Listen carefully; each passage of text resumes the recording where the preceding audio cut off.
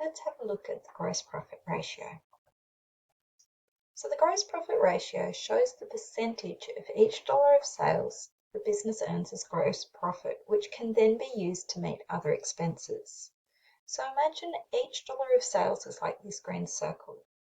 What the gross profit ratio is telling us is how much of that, what percentage of that are we keeping as our gross profit, and what percentage of that are we keeping as COGS. So the formula to calculate the gross profit ratio is going to be our gross profit over our sales times by 100. It's multiplied by 100 because it's always written as a percentage. The HSC will give you this formula. The only way they can make it tricky is if they don't give you gross profit. So let's have a look at some examples. In the first instance of using the formula, we get an income statement that gives us all the figures that we need. So all we need to do in this case is we need to use the formula. So we know that gross profit ratio is gross profit over sales.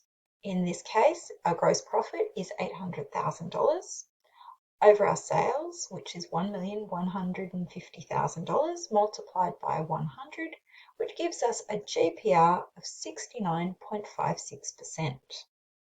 They can make it a little bit trickier for us by this time not giving us the value of gross profit. So we just have an extra step we need to work through. Step 1, we need to calculate gross profit. We know that gross profit equals sales minus COGS. So in this instance, it's going to be our sales of $875,000 less our COGS of $262,500 to give us a gross profit of $612,500. Step 2 is exactly the same as before. We just use the formula to calculate the GPR. In this case, $612,500 of gross profit over our sales of $875,000 multiplied by 100, giving us a GPR of 70%. The trickiest way that they can ask these questions is if they ask you to calculate gross profit and don't give you the COGS figure. This just adds an extra step that we need to work through. So let's calculate the GPR for 2012. In this case, we have to first start off by working out our COGS figure. To do COGS, we know our formula is opening stock plus purchases minus closing stock. In 2012, our opening stock was $43,000. We then bought an additional $26,000 worth of stock, and at the end of the period, we still had $34,000 on hand, worth of stock on hand, giving us a COGS figure of $35,000. Now we need to use that figure to calculate our gross profit. So we know that our gross profit is going to be sales minus COGS. So in 2012, our sales were $160,000.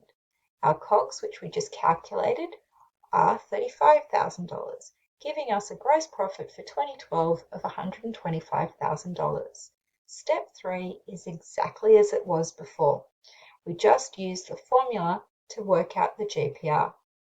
In this case, we know that our gross profit is $125,000 over our sales of $160,000 multiplied by 100, giving us a GPR of 78.13%. So now that we know how to calculate the GPR, it's all about interpreting it and what it actually means. So remember, the GPR shows the percentage of every dollar of sales that the business earns as gross profit, which can then be used to pay other expenses. So, if a business has a GPR of 70%, what that actually means is that the business is earning 70 cents of gross profit out of every dollar of sales. So back to our pie chart from the beginning of this video, this time we would be saying that our gross profit is 70% or 70 cents in every dollar, and our COGS are going to be 30% of every dollar of sales, which is going to be 30 cents. So let's test this out. If a business has a GPR of 80%, that means the business earns 80 cents of gross profit out of every dollar of sales, so COGS would be 20 cents.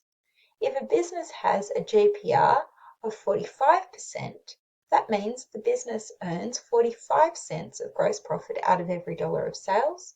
And finally, If they were to have a GPR of 73%, that means that the business earns 73 cents of gross profit out of every dollar of sales. Now remember, the only way they can make this tricky is getting you to calculate the gross profit itself.